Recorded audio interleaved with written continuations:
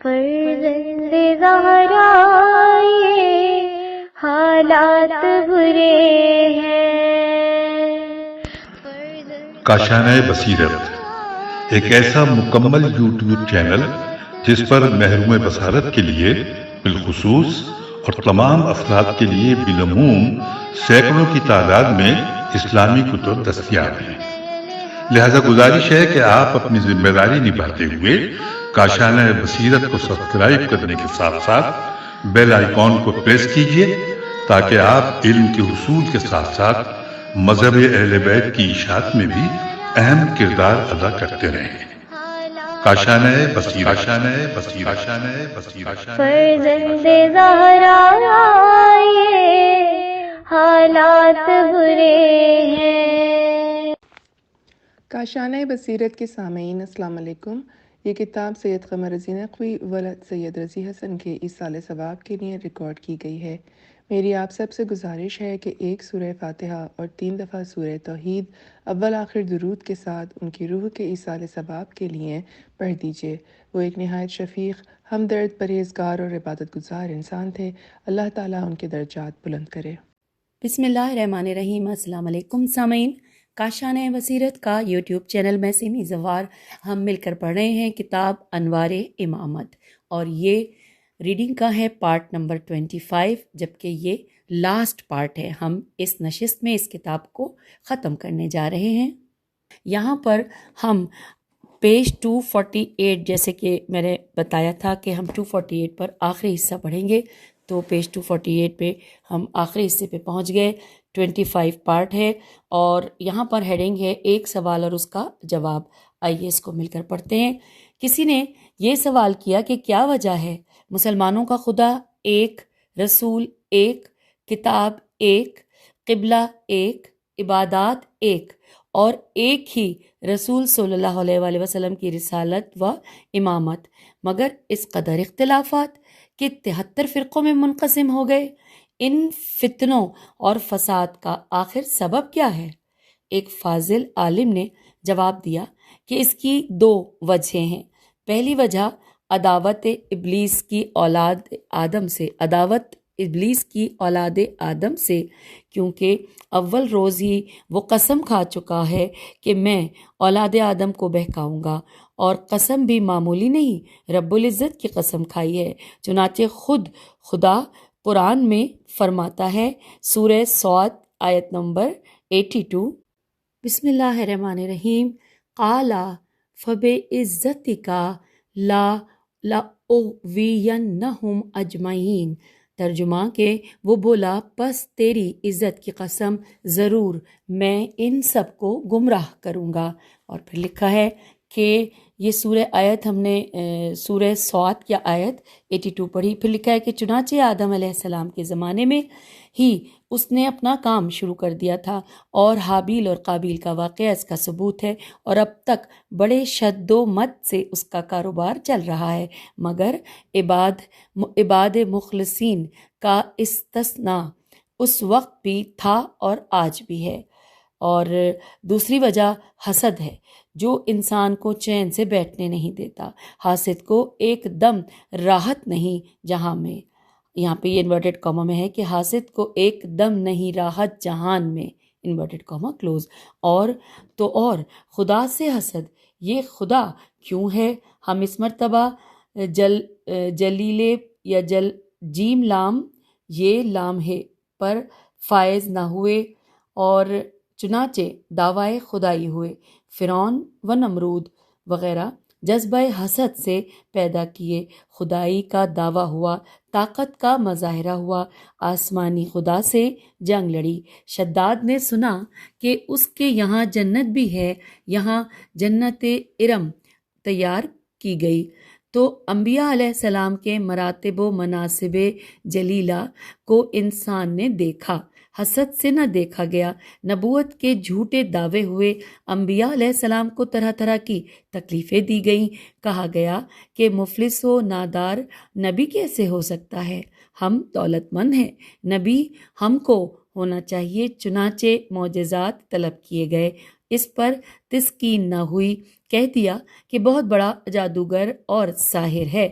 دوبارہ اس لائن کو پڑھتے ہیں کہ اس پر تسکین نہ ہوئی، کہہ دیا بہت بڑا جادوگر اور ساحر ہے۔ بہرحال خدا کا آخری نبی آیا اور امداد خداوندی لے کر آیا۔ شیطان کی ایک نہ چلی، اسلام کا نشان اور دین کا پرچم بلند ہوتا چلا گیا۔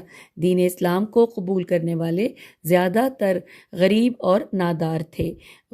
عرب کے متوکل طبقے اور قبائل کے سرداروں کو حسد نے آگے بڑھنے نہ دیا، لیکن انوار محمدی صلی اللہ علیہ وآلہ وسلم اور بازو حیدری علیہ السلام نے کفار قریش کے حسد و عداوت کو خاک میں ملا کر کلمہ توحید پڑھوایا۔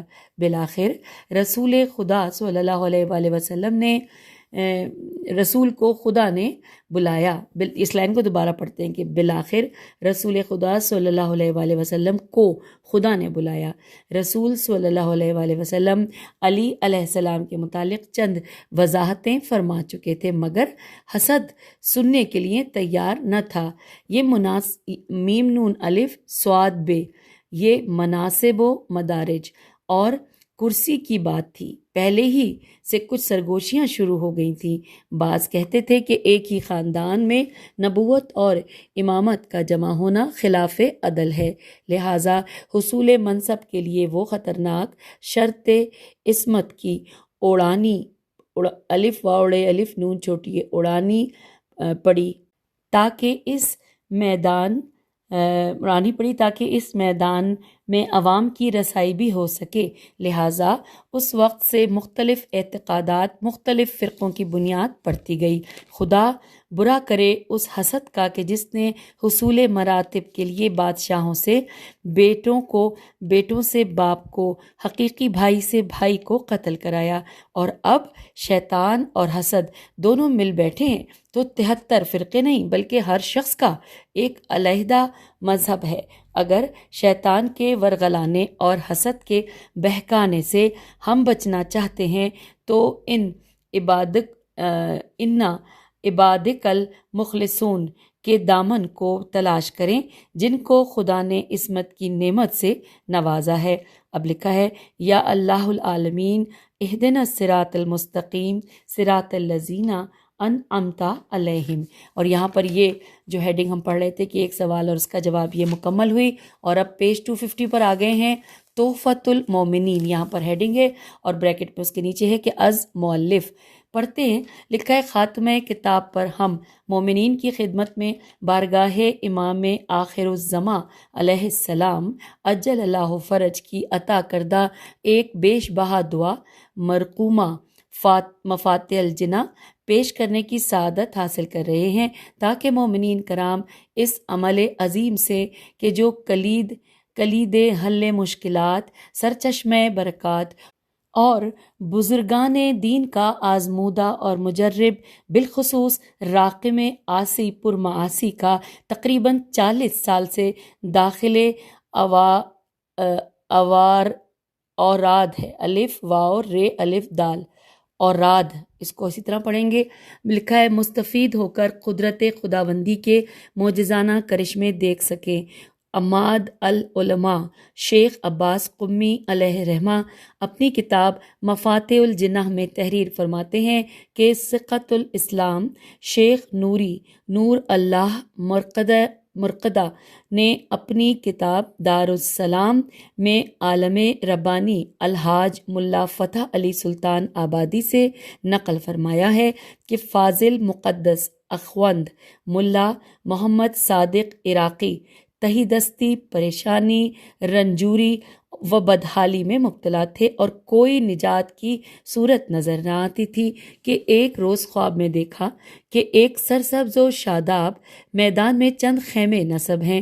فاضل موصوف ایک اس خیمے کی طرف کہ جو سب سے بلند و بالا تھا گئے، پوچھا یہ خیمہ کس کا ہے؟ لوگوں نے بتلایا کہ یہ خیمہ حاجت روائے بے کساں امام انس و جاں حضرت قائم مہدی اجل اللہ فرج کا ہے۔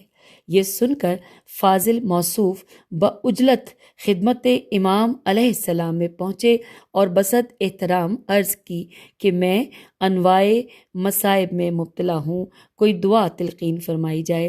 امام علیہ السلام نے برابر کے خیمے کی طرف اشارہ فرمایا کہ اس خیمے میں جا کر ہمارے فرزند سعید سے درخواست کرو۔ فاضل اخوند ملا محمد صادق وہاں سے اٹھ کر اس خیمے میں داخل ہوئے۔ دیکھا کہ عالم امجد جناب سید محمد صاحب سلطان آبادی سجادے پر بیٹھے مشغول دعا ہیں۔ فاضل اخوند نے بعد سلام عرض کیا۔ سید موصوف نے فاضل اخوند کو دعا تعلیم فرمائی۔ جب خواب سے بیدار ہوئے تو دعا ذہن میں محفوظ تھی۔ اخوند محمد صادق عالم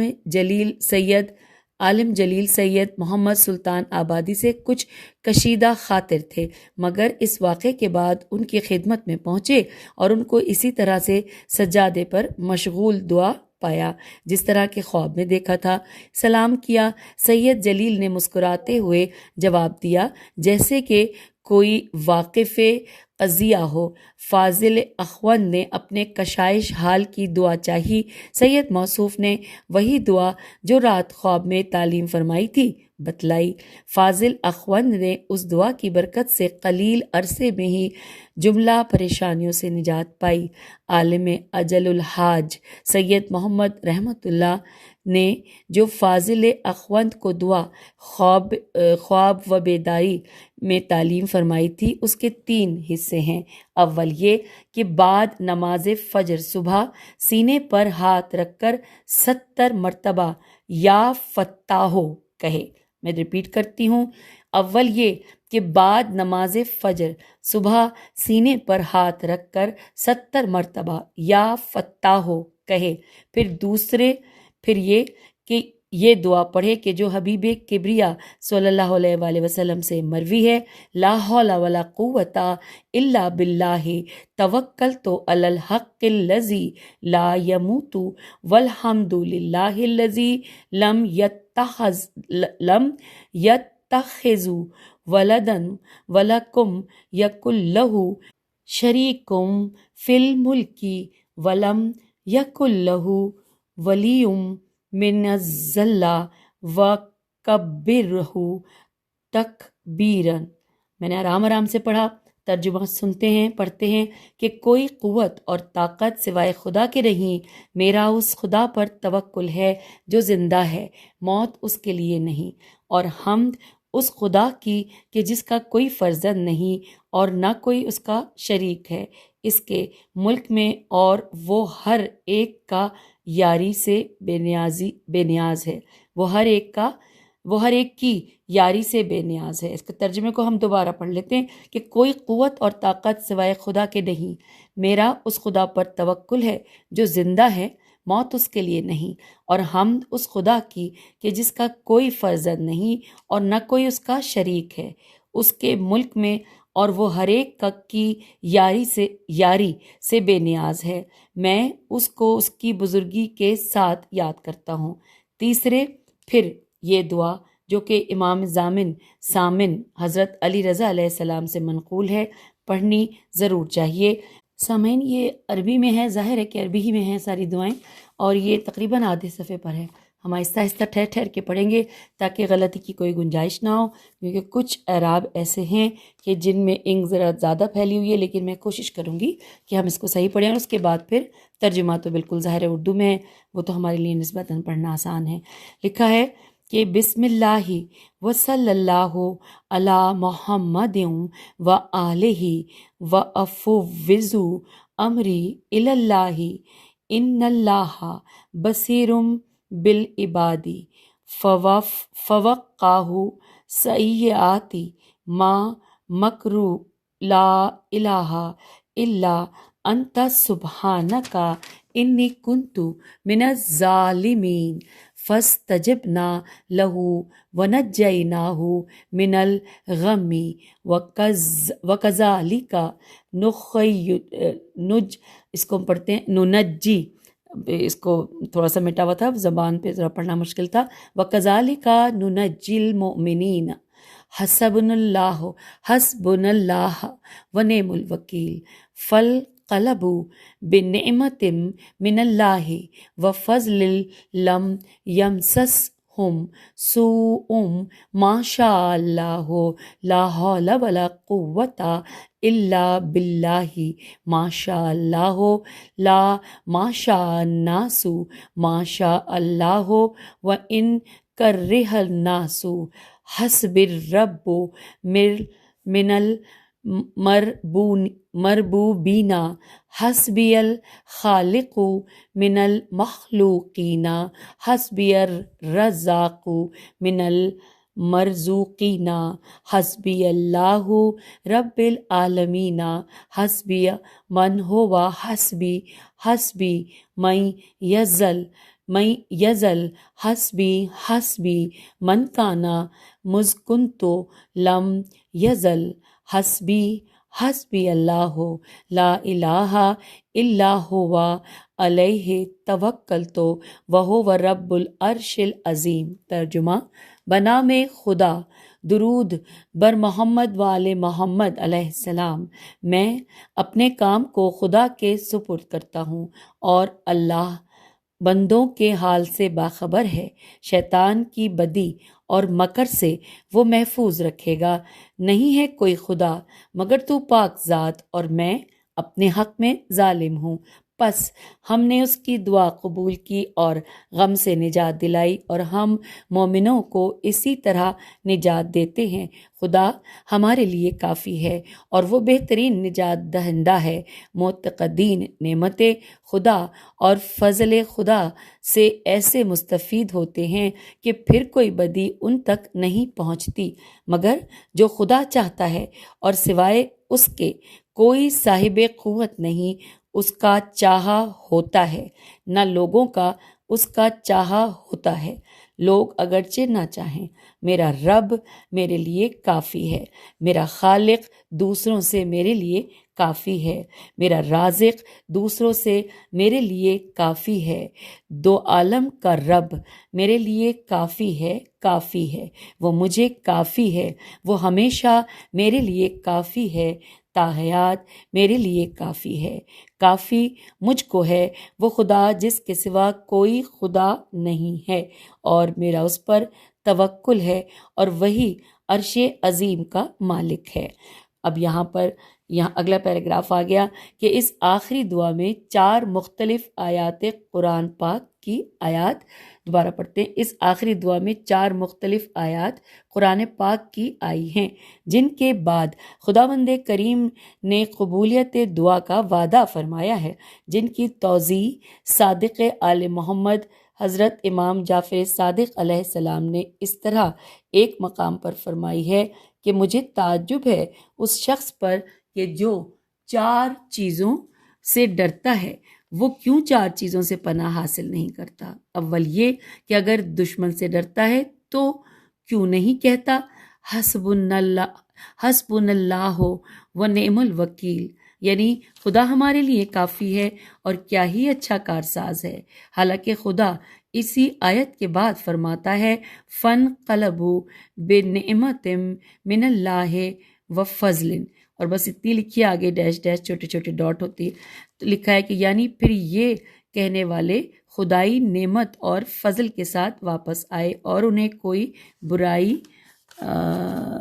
چھو بھی نہ سکی۔ یہاں پہ تھوڑا پیج پھٹا ہوا تھا، چھو بھی نہ سکی، اور یہاں پر لکھا ہے بریکٹ میں سورہ آل عمران آیت 173 اور 174۔ دوم یہ کہ اگر دشمن کے شر اور مکر سے ڈرتا ہے تو اس کلمے سے پناہ کیوں نہیں حاصل کرتا؟ اب وہ کلمہ کیا ہے کہ واو پہ زبر ہے اور الف پہ پیش ہے، وَأُفَوِّضُ أَمْرِي إِلَى اللَّهِ إِنَّ اللَّهَ بَصِيرٌ بِالْعِبَادِ۔ حالانکہ خدا اسی آیت کے بعد فرماتا ہے کہ فَوْقَهُ اللَّهُ سَيِّئَاتِ مَا مَكْرُوهُ، اور یعنی کہ اپنا کام خدا کو سونپتا ہوں، خدا بندوں کے حال سے خوب واقف ہے۔ اور دوسری آیت کا مطلب یہ ہے یعنی خدا نے ان کو دشمنوں کی بدی اور مکر سے محفوظ رکھا۔ سورہ المومن آیت نمبر 44 اور 45۔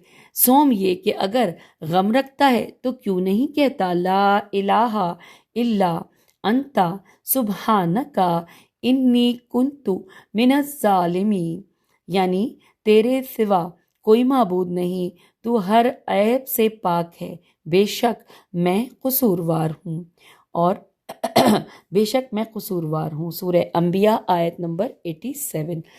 پھر لکھا ہے کہ حالانکہ جانتا ہے کہ خدا اس کے بعد ہی فوراً فرماتا ہے کہ فَاسْتَجِبْنَا لَهُ وَنَجَّيْنَاهُ من الغم، یعنی ہم نے ان کی دعا قبول کر لی اور انہیں رن سے نجات دلائی۔ سورہ انبیاء آیت نمبر 88۔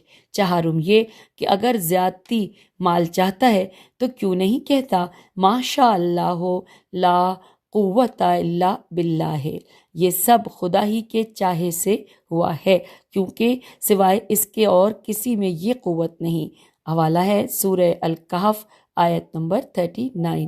حالانکہ دیکھتا ہے کہ خدا اس کے بعد ہی فوراً فرماتا ہے فَأَسَى رَبِّي ان یہاں پہ تھوڑا سا بیٹا ہوا ہے، میں ذرا دیکھوں، ان یؤتینا خیرن، یعنی ان قریب میرا خدا مجھے وہ عطا کرے گا جو خیر اور بہتر ہوگا۔ اور ہم یہاں پہ ہے الکہف آیت نمبر 40۔ پھر آخری صفحہ، آخری پیراگراف کہ مومنین کرام کو وقت مشکل چاہیے کہ اس عمل کے عامل بنے، کیونکہ صرف اس کی ایک آیت ہی کے واسطے مولائے کائنات امیر المومنین علی بن ابی طالب علیہ السلام نے فرمایا ہے کہ یہ مشکل میں مشکل کشا ہے، خدا توفیقات عطا فرمائے۔ اور یہاں پر پھر ایک 2 اشعار ہیں، ایک بند کہ بھیجا کرو درود محمد کی آل پر، بھیجا کرو درود محمد کی آل پر، اپنی دعا سے پہلے بھی اپنی دعا کے بعد، اختر علی اعلیٰ سے جب مانگو تم دعا، اختر علی اعلیٰ سے جب مانگو تم دعا، ناد علی پڑھا کرو ہر مدعا کے بعد، اللہم صلی علی محمد و آل محمد وعجل فرجہم اجمعین۔ یہاں پر کتاب مکمل ہوئی، اور کتاب مکمل کرنے کے بعد سب سے پہلے میں اللہ تعالیٰ سے یہ دعا کروں گی کہ میں نے اس کتاب کو پڑھتے ہوئے جہاں کہیں مجھ سے کوئی کمی کجی کوتاہی ہو گئی، کوئی بات رہ گئی پڑھنے سے یا غلط پڑھ لی، تو پروردگار مجھے معاف فرما، کیونکہ جب ہم ایسی کتاب پڑھتے ہیں کہ جس میں ذکر اہل بیت علیہم السلام ہوتا ہے تو پڑھتے ہوئے ہم پر خاص طور پہ میں نے محسوس کیا کہ مجھ پر ایک خوف سا طاری ہوتا ہے، اور بعض دفعہ الفاظ سامنے نظر آ رہے ہوتے ہیں لیکن پڑھتے ہوئے کچھ خوف ہوتا ہے۔ لیکن بہرحال پوری میں نے کوشش کی کہ اس کو بہترین انداز میں پڑھ سکوں، اپنی سی پوری کوشش کی، قبول کرنے والی اللہ کی ذات ہے، اور جو غلطیاں ہوئیں آپ لوگ جو کہ سامعین ہیں درگزر فرمائیے گا، اور مناسب سمجھیں تو کامنٹس میں میری اصلاح کر دیجیے گا۔ اور اب آخر میں آپ سب سے گزارش ہے کہ اول اور آخر درود کے ساتھ ایک سورہ فاتحہ اور 3 بار قل هو اللہ احد پڑھ کر سید قمر رضی ابن سید رضی حسن کے ایصال ثواب کے لیے پڑھ دیجئے۔ آپ کا بہت بہت شکریہ۔ اللہ آپ سب کو اپنی حفظ و امان میں رکھے۔ اجازت دیجیے، خدا حافظ، فی امان اللہ۔